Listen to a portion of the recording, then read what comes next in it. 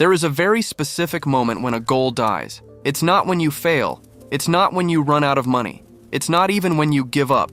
It's the exact second Truth. you open your mouth to Confession. tell someone about it. Secret.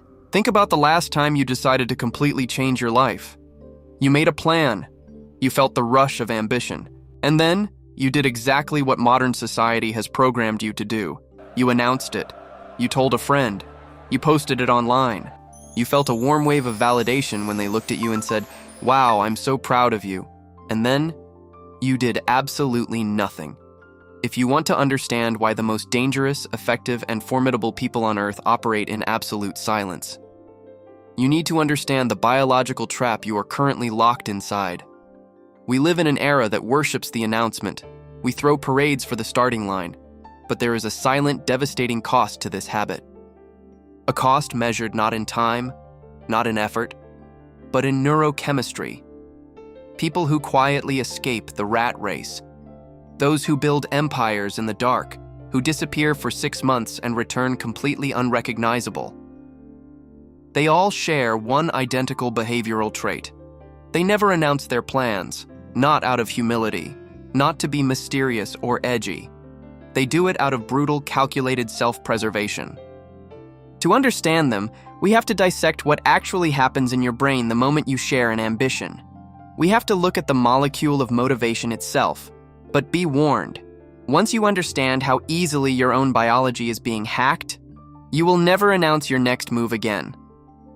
To understand the silent operator, you must first understand the molecule that governs every single decision you make: dopamine. Most people fundamentally misunderstand dopamine. They think it's the reward you get after you achieve something. It isn't. Dopamine is the molecule of anticipation. It is the chemical drive that forces you to pursue the goal in the first place. It is the hunger. But here is the fatal flaw in human neurochemistry. An evolutionary bug in your system that modern society exploits every single day. Your brain is incredibly easy to trick. In 2009, psychology researcher Peter Gallwitzer published a landmark study. He gathered groups of people who had specific, measurable goals. Half of them were told to keep their ambitions entirely secret. The other half announced their intentions to the world. The results weren't just surprising, they were clinically brutal. The people who announced their goals felt a sudden massive surge of pride. They reported feeling closer to achieving their target, simply because someone else acknowledged it. But when it came time to actually do the work, they quit early, or they never started at all. Gallwitzer called this creating a social reality. Watch the mechanics of this trap. When you tell a friend you are going to start a business, lose weight, or disappear to build an empire, and they respond with praise, your brain registers that external praise as an actual accomplishment. It releases the dopamine. You consume the neurochemical reward before you have lifted a single finger. You experience the feeling of the finish line while you are still standing at the starting block. And when you finally sit down at your desk alone at 2 a.m., to actually do the brutal, unglamorous work, the tank is empty. Your nervous system is already satisfied. It thinks the job is done. Imagine two people with the exact same goal. The first one posts, "Starting my journey today," to 200 people, gets 40 likes, and feels like an athlete before running a single meter. The second one says nothing. 6 months later, the first one is still posting day one again. The second one simply shows up with the finished result, and nobody even knew she had started. You didn't lack discipline. You leaked your dopamine. You traded the empire for a cheap 5-second hit of external validation. And the people who actually win, the ones who move in absolute terrifying silence, they know this. They understand that validation is a drug, and they refuse to take the cheap hit. There is a fundamental difference between someone who stays quiet out of fear and someone who stays quiet out of strategy. The people who disappear and build in the dark are not doing it to be mysterious. They are not trying to cultivate an aesthetic. They are performing an act of brutal neurochemical preservation. When you refuse to tell the world what you are about to do, you cut off your brain's access to cheap, unearned dopamine. You deny yourself the premature applause, and when you do that, something fascinating happens to your nervous system. The ambition you feel, the drive to achieve that goal, suddenly has nowhere to escape. it becomes trapped inside of you. By not talking about the plan, you create an internal pressure cooker. The psychological tension begins to build. The human desire for validation does not just disappear because you stopped talking, it gets aggressively redirected. Since you cannot get the reward from telling people about the work, your brain is forced to seek the reward from actually doing the work. This is the exact moment the silent operator is born. They weaponize their own need for validation. They turn silence into a tactical advantage. While everyone else is leaking their motivation in comment sections, group chats, and social media updates, the silent operator is converting that exact same energy into raw execution. They sit in the quiet. They endure the discomfort of being entirely unnoticed.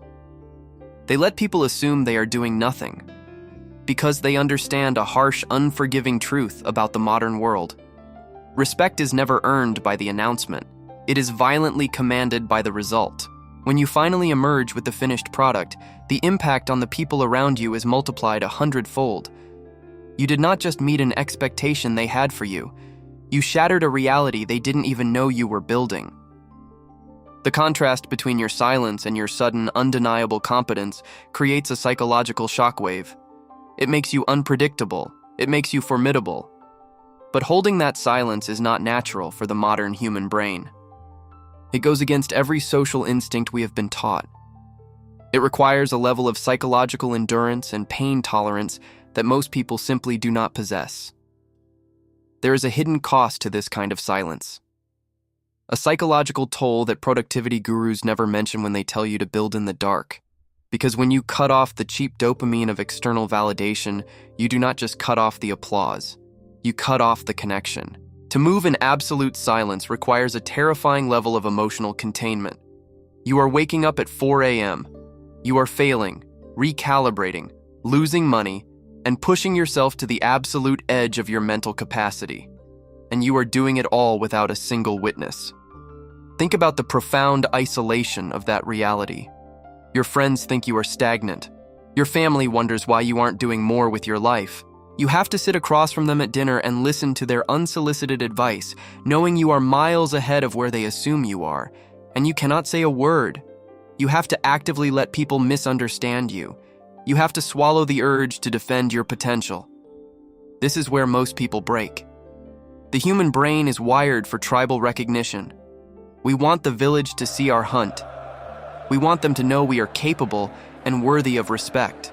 To deny that primal instinct, to actively choose to be underestimated, creates a violent psychological dissonance.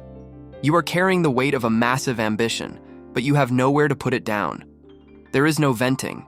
There is no shared excitement over small victories. Every doubt, every moment of panic, every midnight breakthrough, it all bounces around the walls of your own skull. This isolation alters you. It hardens the nervous system. The silence goes from being a tactical choice for your goals to a permanent baseline for your personality. The silent operator stops needing people to understand their ambition. But eventually, they also forget how to let people understand them as a human being. They become so terrifyingly self-sufficient in their work that they start applying that same ruthless containment to their relationships, their emotions, their grief. The psychological armor they built to protect their goals slowly fuses to their skin. They stop asking for help entirely. Even when they are drowning, they project calm. They win, eventually. They emerge with the empire. They command the undeniable respect they were aiming for. But the person who comes out of the dark is never the same person who went in. They have learned to survive entirely on their own supply. And once a human mind learns how to do that, it rarely ever comes back to the crowd. The reward for enduring this crushing, invisible silence is not just the empire you manage to build. The true reward is the complete and irreversible recalibration of your own identity.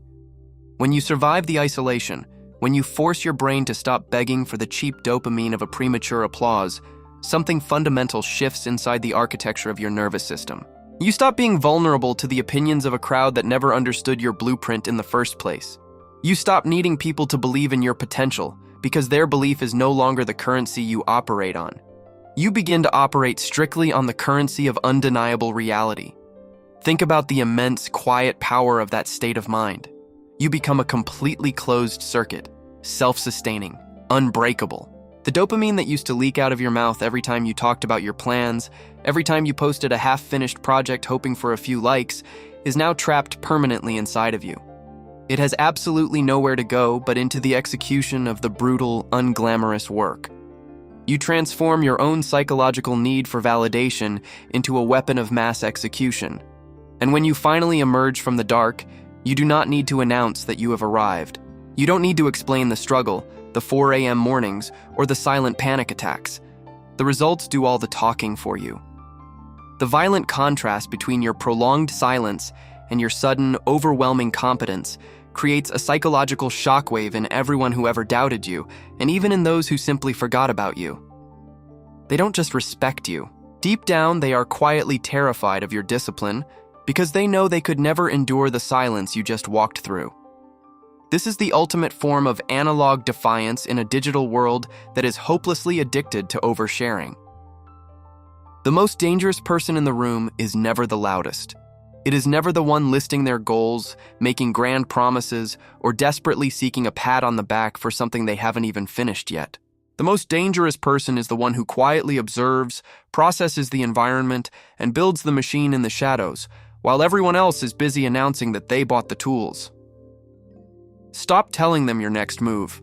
Starve your ego of the cheap, unearned hits of validation. Let the silence forge you, and let the final result introduce exactly who you have become. But as we have seen, mastering this kind of tactical silence requires a dangerous level of isolation. And there is a razor-thin, terrifying line between strategic self-preservation and completely losing your connection to humanity. What happens when the desire to disappear goes too far? When the silence stops being a tool and becomes a permanent prison? We dissected the psychology of people who walk away from society entirely, cutting all ties and vanishing into the extreme analog world.